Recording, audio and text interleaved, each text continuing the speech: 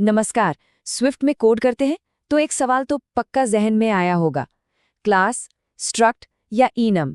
ये देखने में एक छोटा सा फैसला लग सकता है, पर यकीन मानिए ये ऐप की परफॉर्मेंस और स्टेबिलिटी की पूरी कहानी बदल सकता है। तो चलिए आज इस गुत्थी को सुलझाते हैं। हाँ, यही वो बड़ा सवाल है, क्लास, स्ट्रक्ट या इनम। आखिर सही चुनाव करना इतना जरूरी है क्यों? चलिए पता लगाते हैं। देखिए, बात सिर्फ कोड चलाने की नहीं है। सही फैसला लेने से कोड ज्यादा सेफ, तेज और भविष्य में मेंटेन करने में आसान हो जाता है।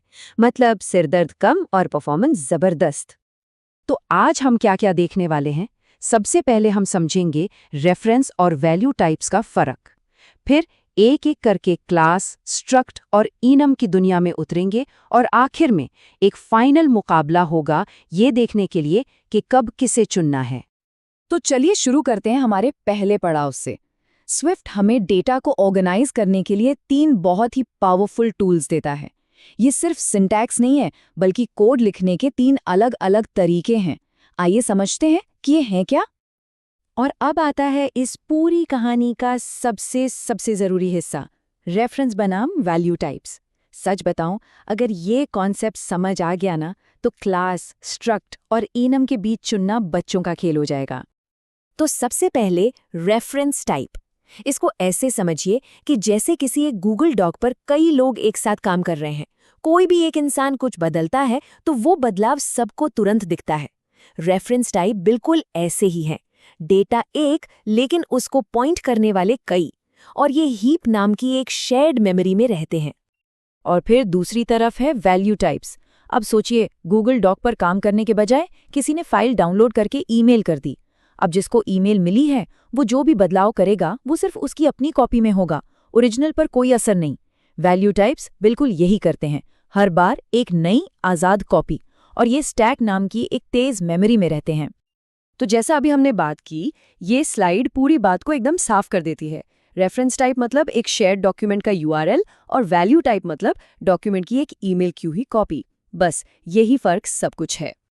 तो चलिए अब मिलते हैं हमारे पहले खिलाड़ी से, क्लास। जब भी शेयर्ड डेटा या किसी जटिल बिहेवियर की जरूरत पड़ती है तो क्लास ही काम आता है। ये रेफरेंस टाइप का चैंपियन है।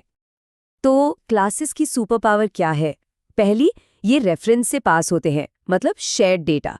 दूसरी, इनहेरिटेंस, मतलब एक व्हीकल क्लास बनाकर उससे कार और बाइक जैसी क्लासेस बनाई जा सकती हैं। और जब किसी ऐसी चीज की जरूरत हो जिसकी अपनी एक पहचान हो, जैसे स्क्रीन पर दिखने वाला कोई बटन, यूआई व्यू, तो क्लास ही सही जवाब है। तो नियम बहुत सीधा है, अगर शेयर करना है या इनहेरिट करना है तो क्लास को चुनिए, दैट्स इट। चलिए अब रिंग के दूसरी तरफ चलते हैं और मिलते हैं वैल्यू टाइप के चैंपियन से, स्ट्रक्ट्स और इनम्स। इन दोनों का मकसद है सेफ्टी और सिंप्लिसिटी, जहां हर कॉपी की अपनी अलग दुनिया होती है। सबसे पहले बात करते हैं स्ट्रक्ट्स की। मैं तो इसे स्विफ्ट का वर्क होर्स कहता हूं, क्योंकि 80% मौकों पर यही इस्तेमाल होता है। जब भी डेटा को एक जगह पैक करना हो, जैसे किसी यूजर की प्रोफाइल या किसी पॉइंट के कोऑर्डिनेट्स, स्ट्रक्ट सबसे बढ़िया टूल है। स्ट्रक्ट्स की सबसे बड़ी ताकत है इनकी आज़ादी। हर कॉपी अलग होती है, इसलिए इस बात की चिंता ही नहीं कि कहीं और से आकर डेटा बदल जाएगा। इसीलिए ये मल्टी थ्रेडिंग में इतने सेफ हैं, कोई डेटा रेस का चक्कर ही नहीं। ये तेज, हल्के और एकदम सिंपल होते हैं। और अब आते हैं एनम्स पर, जो पर्सनली मुझे बहुत पसंद है।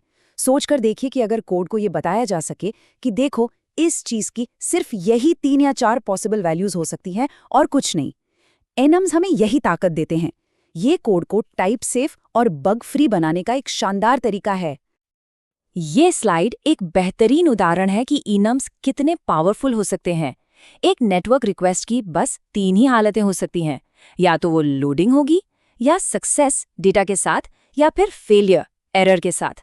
इनम इन हालतों को एकदम परफेक्ट और सेफ तरीके से दिखाता है। तो इनम्स इतने खास क्यों हैं? क्योंकि वो हमें कुछ गिने चुने ऑप्शंस का एक सेट देते हैं, जिससे गलतियां होना लगभग नामुमकिन हो जाता है। और अगर कभी स्विच स्टेटमेंट का इस्तेमाल किया है तो इनम्स और पैटर्न मैचिंग मिलकर उसे 10 गुना ज्यादा पावरफुल और सेफ बना देते हैं। ठीक है, तो तीनों खिलाड़ियों को हमने देख लिया। अब वक्त है आमने सामने की टक्कर का, द फाइनल शोडाउन। आइए इन तीनों को एक साथ रखकर देखते हैं कि कौन कहां बाजी मारता है। चलिए इस टेबल को फटाफट समझते हैं। टाइप को देखें, क्लास अकेला रेफरेंस टाइप है। मेमोरी, क्लास रहता है हीप में, जबकि बाकी दोनों स्टैक पर। इनहेरिटेंस, ये सुपर पावर सिर्फ क्लास के पास है। और सबसे ज़रूरी, यूज केस, शेयर्ड स्टेट के लिए क्लास, डेटा के लिए स्ट्रक्ट और स्टेट्स या लिमिटेड चॉइस के लिए इनम। It's that simple. और ये रहा आज का सबसे बड़ा मंत्र, जिसे स्विफ्ट का गोल्डन रूल भी कहा जाता है। हमेशा वैल्यू टाइप्स यानी स्ट्रक्ट और इनम से शुरुआत करें। क्यों? क्योंकि वो ज्यादा सिंपल, सेफ और तेज होते हैं। क्लासेस का इस्तेमाल आखिरी हथियार की तरह करें, जब उनकी शेयरिंग वाली पावर की सच में जरूरत हो। तो अगली बार जब कोई नई फाइल बनाएं तो पहली सोच स्ट्रक्ट होनी चाहिए। क्लास का इस्तेमाल सिर्फ तभी करें जब दिमाग में आए, अरे यहाँ तो इनहेरिटेंस चाहिए, या इस डेटा को कई जगहों पर शेयर करना ही पड़ेगा। ये एक आदत कोड की क्वालिटी को पूरी तरह बदल देगी। तो अब सवाल सबके लिए है। अपने मौजूदा प्रोजेक्ट के बारे में सोचिए। क्या कोई ऐसा क्लास है जो एक सिंपल स्ट्रक्ट हो सकता था? ये छोटा सा बदलाव अगले फीचर के आर्किटेक्चर को कितना आसान और कितना सेफ बना सकता है। ये पावर अब सबके हाथ में है।